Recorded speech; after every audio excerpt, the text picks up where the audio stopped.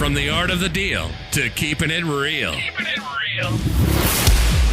Live from the Simply Vegas studios, it's The Power Move with John Gafford.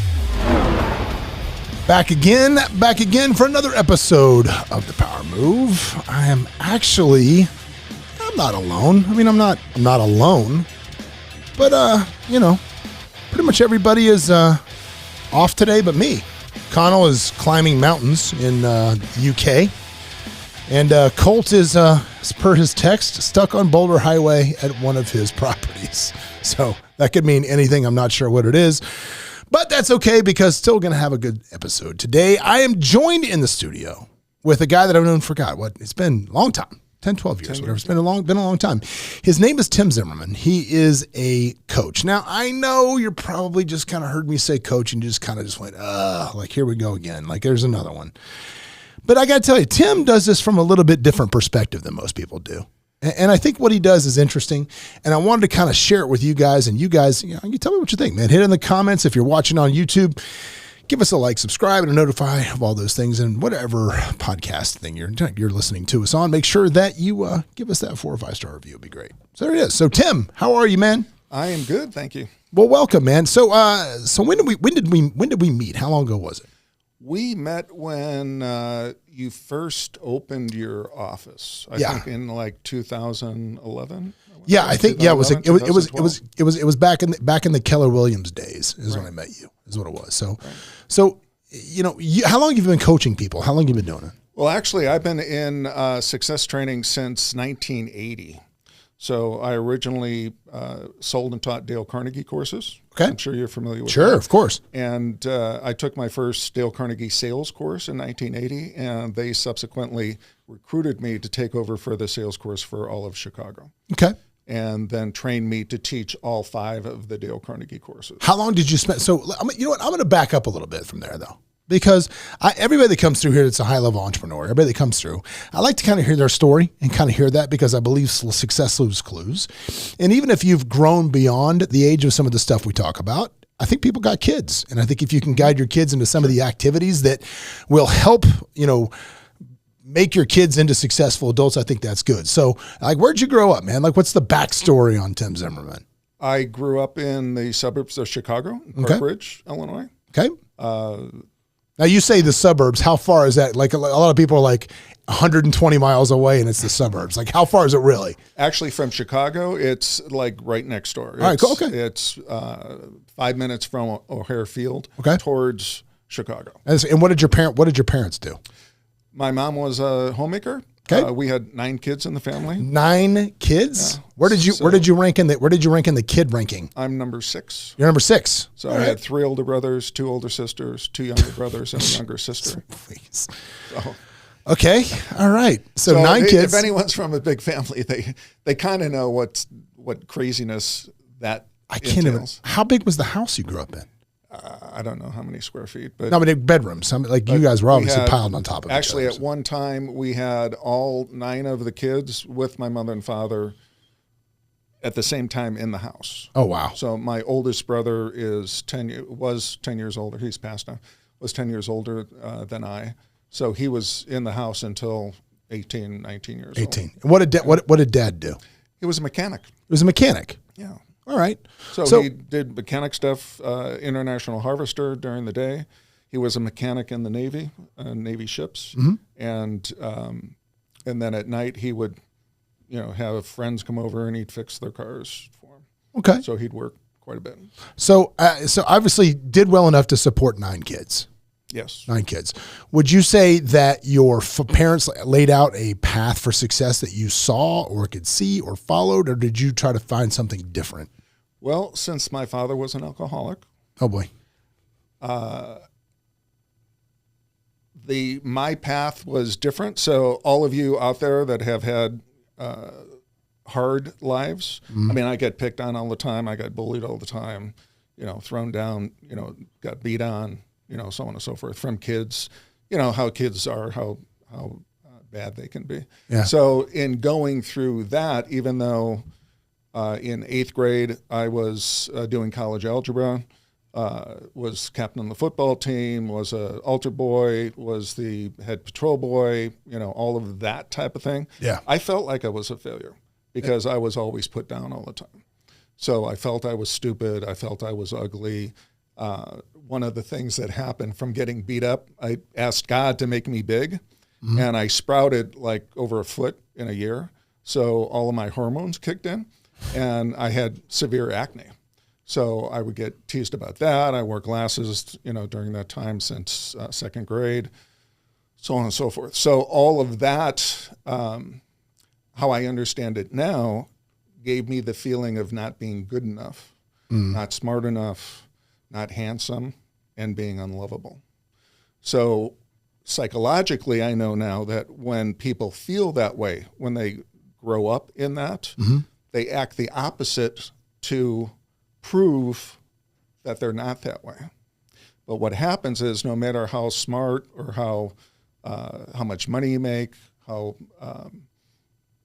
all of the good stuff that you do, you never feel like you're good enough, or never feel like you're handsome enough, or whatever that whatever the hole is, self-judgment you can never is. quite fill the hole, no matter how big the shovel. Until now. Yeah. Because that's what I do now. Well, let's don't go too fast. Well, we got a whole hour to fill. If you jump right into what we're doing now, well, this is really the interesting part. I mean, all of that stuff. I mean, I was driven to success. So, what was the first hustle? What was the first hustle you had to make money? I always ask this question because it's always fascinating. Well, I don't know if it was a hustle. I mean, my first job was there you go. It's a hustle. Was making pizza. How old were you? For a local pizza place. I was 15. 15, first job. The next door neighbor was an older lady, so I fixed stuff in her house, mowed her lawn, worked with a company that hired young kids to mow lawns, in the same area, so on and so forth. So I'm guessing with 9 kids, if you wanted something out of the ordinary, you had to buy it. Is that accurate? Or it just didn't happen. Yeah, it just didn't happen. All my clothes were hand-me-downs and so on and so forth. What about your brothers and sisters? Same kind of pattern, same kind of thing, or is it just a mixed bag? I mean, well, my older brothers, were basically, one of the things that all of us became is independent for the most part. But I was number 6, so I was kind of the buffer between the older and the younger. So protected the younger. The oldest sister was 6 years older than me, and then the next one was 3 years older than me. So, they had their own lives, and I was a kid, and they were doing their thing and going through high school. What they were doing. Yeah. All right.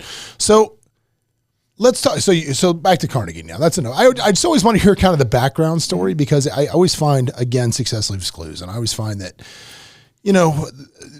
pretty much all the high-level entrepreneurs that I have that come in always had some sort of figured out a way.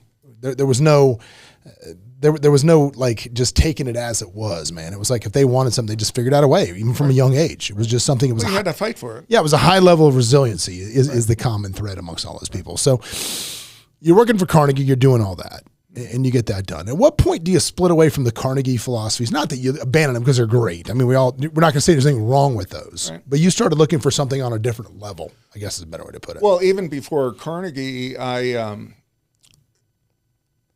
in college, I went into the Marines. Okay, so I played 2 years college ball. Where'd you play ball?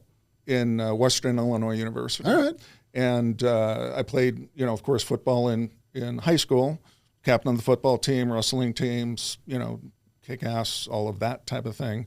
Went to college, got recruited into the Marines, went through officer candidate school in the Marines, came back, basically decided I wasn't big enough or fast enough to play football as a career. I wanted to be a professional football player, like Dick Butkus was my hero. Sure.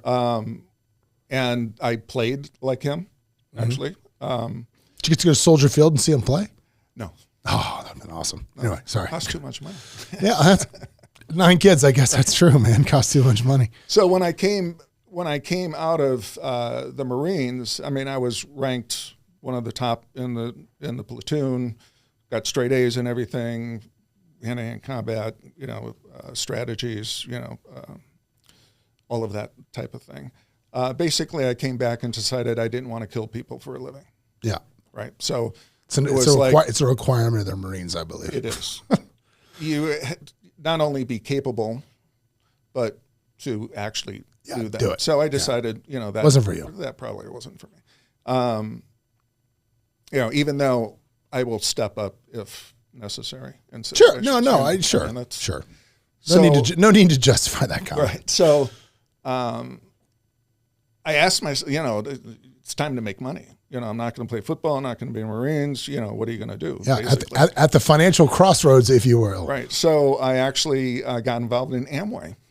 Okay. And I made zero money in AMWAY, but I became a multi-billionaire inside because it got me on the road to success, the self-improvement books, tapes, all of that type of thing. The Amway crack, man. Right. So that was all my those first tapes. Introduction to How to Win Friends and Influence People by Dale Carnegie.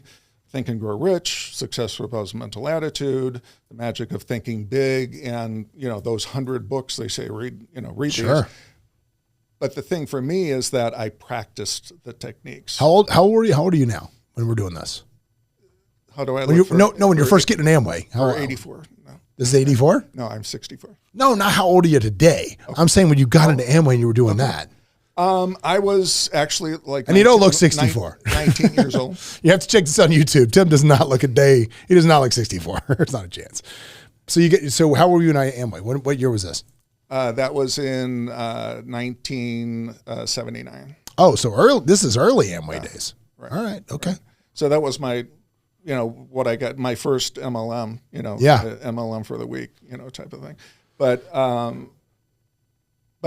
it was a turning point for me because because of my background growing up, was like, how to get out of all of this, how to, be successful, because I wasn't shown any of that type of thing. I didn't really, the only mentor I had, was my coach, who, taught you to play ball, but didn't teach anything financial. And basically yelled at you, to be better. Yeah. It didn't matter what you did. So you had your own. It wasn't good enough. Yeah. Right? But so you had like your own little personal rich dad, poor dad stories.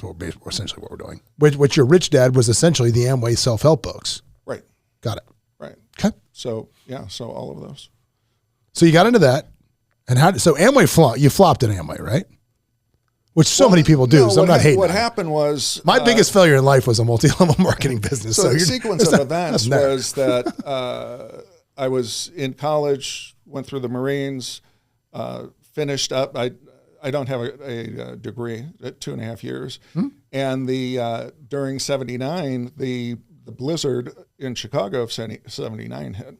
And I had moved from Western Illinois to St. Charles, Illinois, and started to go to Northern Illinois University, which is in DeKalb. So I would go through, farm, back roads, farm country to basically get and just there. knock on doors, and that's how we were doing Amway? No. Oh, I'm sorry. Keep going. Go into college. Going to college. Got it. So the blizzard of '79 hit, and I couldn't go. So that ended my college career. Right. So it was like, okay, what do I do now? The gal that I was living with, who became my first wife, her mother's boyfriend had an advertising thing where you could sell like coupon booklets. Yeah.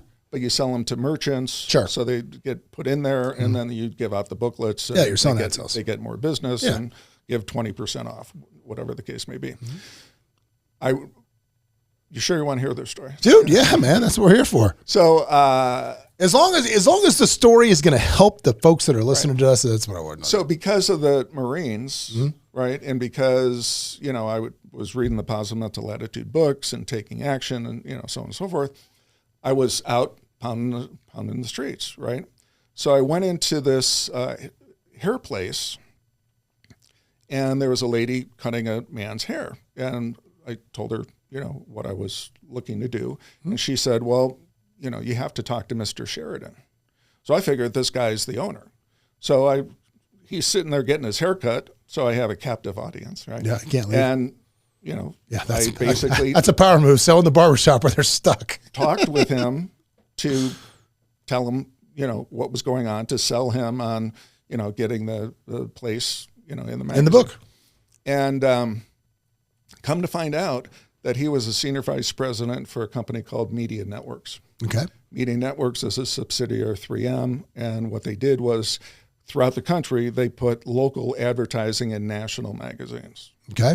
So, and they would do that in full 4-color gloss ads, full-page ads in Time, Newsweek, Dunn's Review, Nation's Business, Business Week, Playboy, Penthouse, all the magazines. And what they could do is they could take a zip code, the first 3 digits of the zip code. So northwest suburbs of Chicago was 600. And they could place an ad in Time, Newsweek, Dunn's Review, Nation's Business. That just went to those zip codes. In those 4 magazines in that area and hit 87.7% of all upper echelon. It was like the early geofencing is what it was. It was targeted advertising, which at that back then it was kind of more of a shotgun approach, so that's pretty targeted. The advertisers that wanted to hit 87% of all professional managerial, making over 100,000, so on and so forth, could hit that specifically right within that zip code. Yeah. Let me ask you a question. So when you were selling that, when you were doing that, what was your best closing technique? Do you remember what you would do to push people over the edge? Because this is back. I mean, this is early 80s now. So there's no cell phones, there's no text messages, no email, there's none of that. So what are some of the old school sales techniques that you would use then that could still work today? Because I like to think a lot of sales is like a forgotten art. You know what I mean? Like I love handwritten thank you notes. I love handwritten followed up notes. I love those things.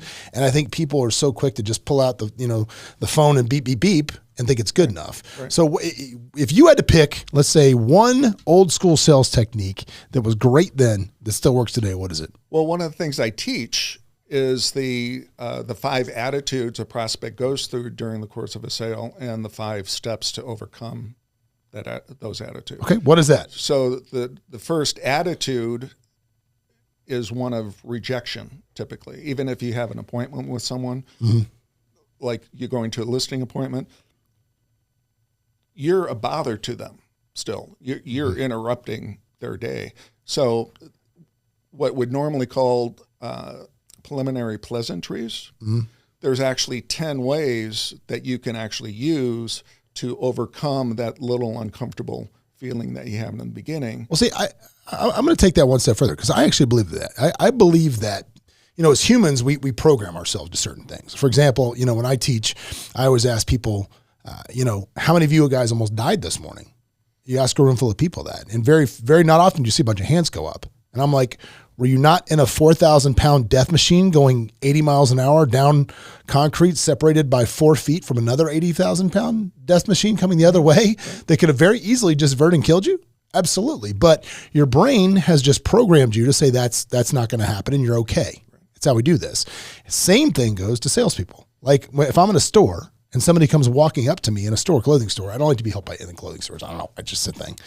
But when somebody comes walking up to me, I see them coming, and before they even open their mouth, I'm like, just jump, just looking. I mean, they could be walking up and say, we're going to give you $1 million. Right. But I'm so programmed to do that. And I think I agree with you. I think all sales interactions start with a little bit of hesitancy. So how can we get over that, man? What do we do? Well, that's what I do as far as the training goes. So again, there's 10 ways of doing that. And the training I do and have done for over 25 years for realtors is different than other coaches' training in that, number one, I train them to do the work, okay? Number two, when we actually work on it, they become comfortable in using the techniques.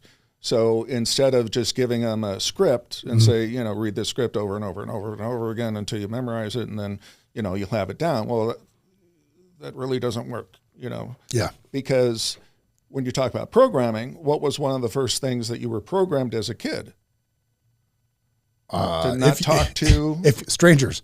Not talk to strangers. Yep. Well, who are we meeting every day? Strangers. Who are we trying to meet every day? Strangers. But that program is still there. So what we're doing now in the SM3 Success Program is we're able to go into that negative programming, like negative events, traumas, traps, triggers, anger, fear, worry, anxiety, hopelessness, helplessness. We're able to go into those events and the programming that created that and pull those weeds and then plant the polar opposite positive. So what you're saying is you're able to reduce sales, let's call it resistance from the salesperson's side, Right. by taking away the fear of talking to people, taking away the fear of prospecting, the fear of of rejection, fear of success, fear of failure, fear of money, having a lot of money, having no money, fear of money in the future. All of those things were programmed when? In childhood. And the reason being is that when we're born, it started in the womb, because our brain is at 25% of 100 by the time we're born. So all of that programming came directly from our mother. When we're out of the womb, by age 3, our brain has grown to 80%. By 6, it's like 90%. And then the last 10% happens from like 6, 7 to 18. Yeah. Where you're at 100%. That's why 18 years old think that they know it all. Because of that, right? And if you're 18, you're listening to this, let me help you out. You don't know shit. I'm going to help you out. Make it nice and easy. Moving on. So the thing about that, though, the significance of that is that the programming that happened within the first 6 years, 7 years of life is what's running your life now. So if you had the feeling of not being good enough or not smart enough or not beautiful or handsome enough or being unlovable, and you got teased while you were growing up and so on and so forth, that's what causes insecurities. That's why, people have different ideas about who and what they are that just aren't necessarily true. So give me an example. Let's say that let me think of an insecurity, because the good news for me is I've been doing this so long, I'm numb to it. You know what I mean? It's I always think back, millions of years ago, another life. I went to work for Hooters of America in management years and years and years ago. And when you start there, one of the first things you have to do is you start in the kitchen. They want you to know how to cook, right? So you have to spend like 5 weeks or whatever it was in the kitchen, and then you start training in front of the house and you walk to management. And back then, when the cooks would put their food for whatever waitress it was in the window, they would yell, they'd just scream their name as loud as they could, right? And the first day I'm like, I don't want to scream his name. Like, I won't do this. And after about 2 weeks, you don't even think about it anymore. And it's amazing how quickly, you can run those calluses down. But I guess some people do have it bad. How do you take somebody that's an introvert? Is an introvert the result of this programming we're talking about from the womb, or what are we talking about? It could be a number of things. Actually, it's a success trait. So those individuals that are arrogant or are go-getters, they're basically proving themselves all the time. Constantly having to prove themselves, making more money, driving a better car, having, doing more. Yeah. And typically that's because of the inner feeling of not being good enough. So they're trying to prove that they are good enough. And what happens, and this is, for multimillionaires, and if you're out there, multimillionaire, know them, you can see it where they're still not happy, even though they have millions or billions of dollars. So what we can do is we can actually go into the first time event where that negative self-judgment happened. Is this hypnosis, or is this just like a talk therapy It's deal? called, it's really under energy psychology. Okay. Is really what it comes under. But this was a technique that came through spirit, through me, that I used for myself. And a number of things happened as a result of it. Not only did I was able to overcome 14 years of constant pain from 2 car accidents and 8 surgeries in 8 years, but then get off of all of the meds I was on, the painkillers that I was on, because of those accidents. Well, that's because I'm sure people listening to this are going to hear the same thing I just heard and go, what does that mean?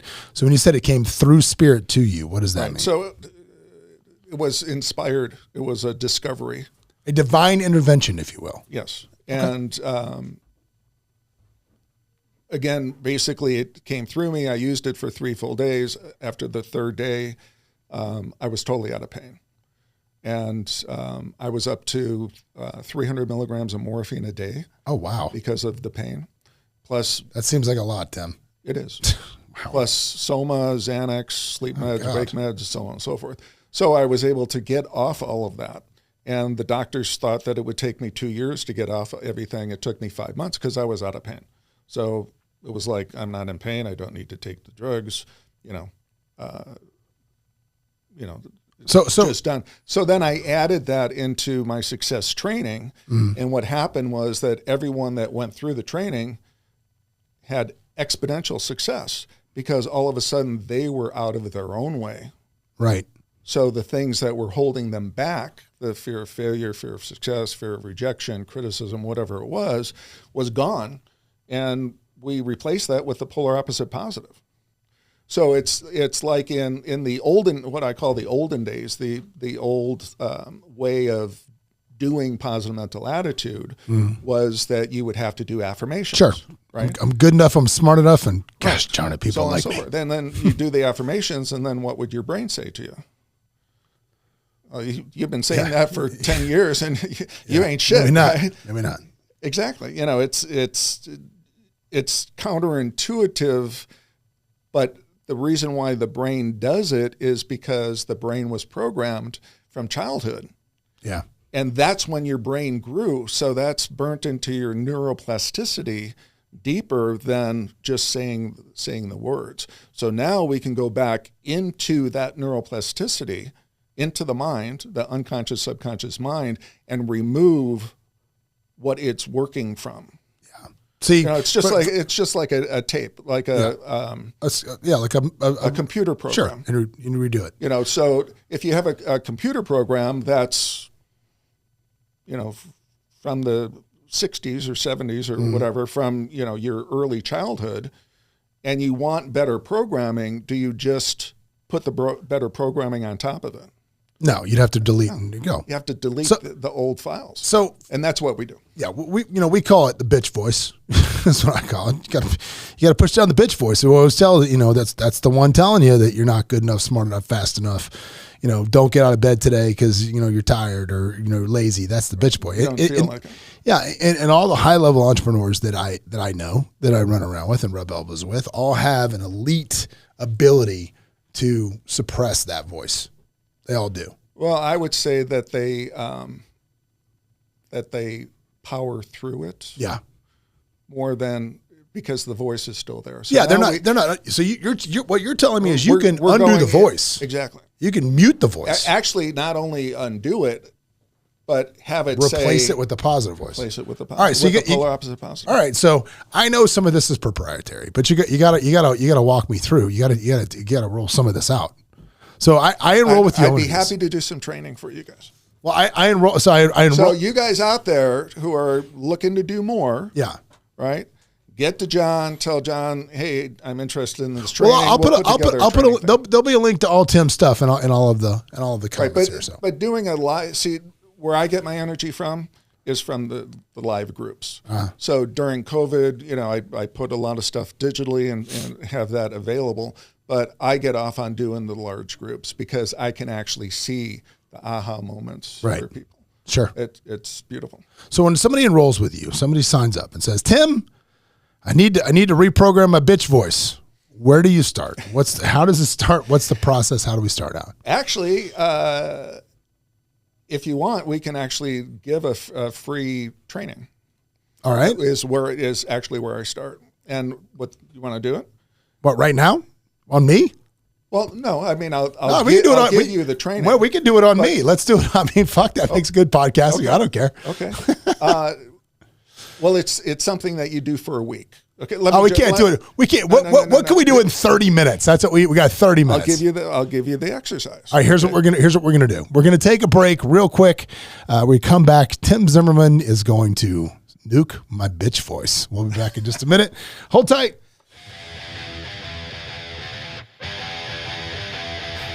Hey, it's John Gafford. If you want to catch up more and see what we're doing, you can always go to thejohngafford.com, Or we'll share any links that things we talked about on the show, as well as links to the YouTube where you can watch us live.